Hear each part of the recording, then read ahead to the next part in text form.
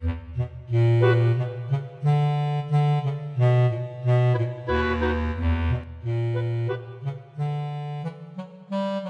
Dragon's Eye by Dugald Steer. In July of 1882, I was 12 years old and had never heard of Dr. Ernest Drake, and I had certainly never met a dragon. In fact, the idea of fire-breathing, scaly monsters that could tear me limb from limb couldn't have been further from my mind. I was heading towards Waterloo Station to meet my parents. They were returning from India after 4 years to spend the summer with myself and Beatrice, my older sister.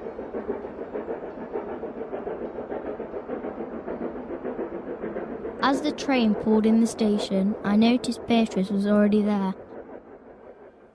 I climbed down from the train, my suitcase next to me. I started to walk towards her, but stopped when I saw a letter in her hands.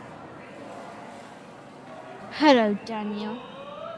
What's in that letter? It came this morning.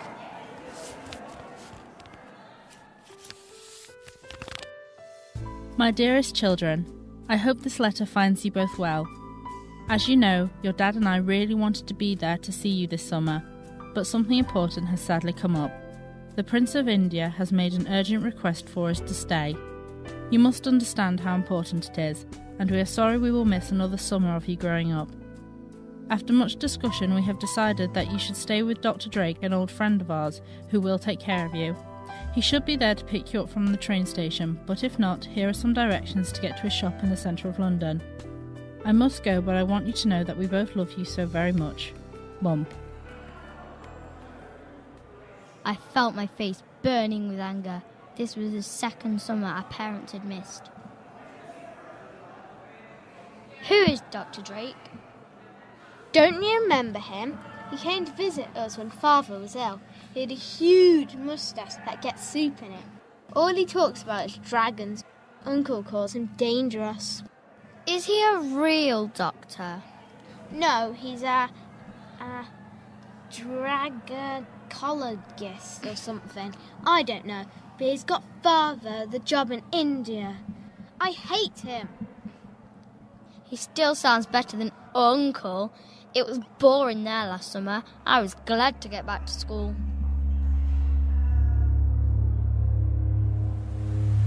We started to walk in the rain the way Mum had directed in her letter.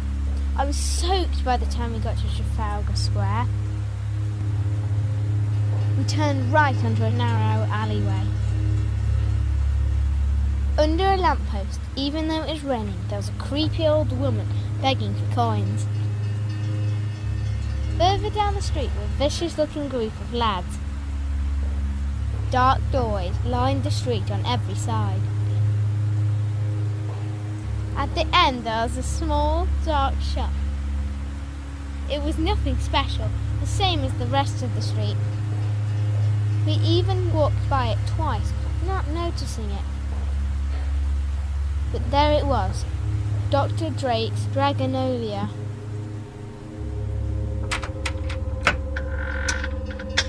I turned the handle and pushed the heavy door. As it swung wide, the old smell hit me in the face.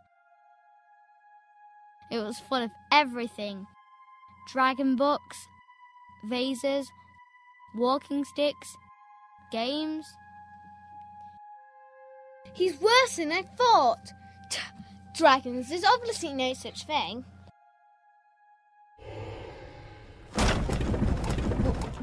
What was that? Do you think we should get a policeman?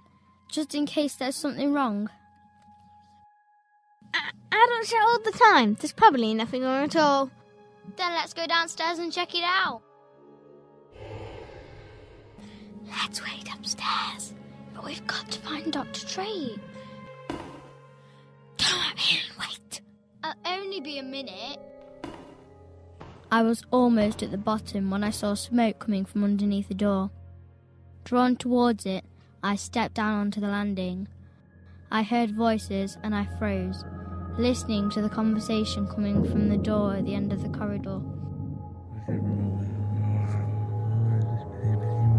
What if it gets loose? Have you thought of that?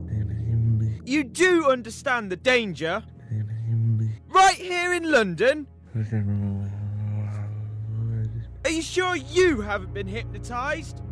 The conversation carried on, but I stopped listening. I just wanted to see what was in the room where the smoke came from. I reached out, trying the handle.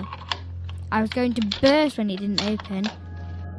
I knelt down, pushing my face against the rough door, putting my eye to the keyhole. It was pitch black on the other side. I could hear noises, but couldn't see anything. I was straining to see. I tried the door again, hearing the click as the lock opened. The door slowly swung open.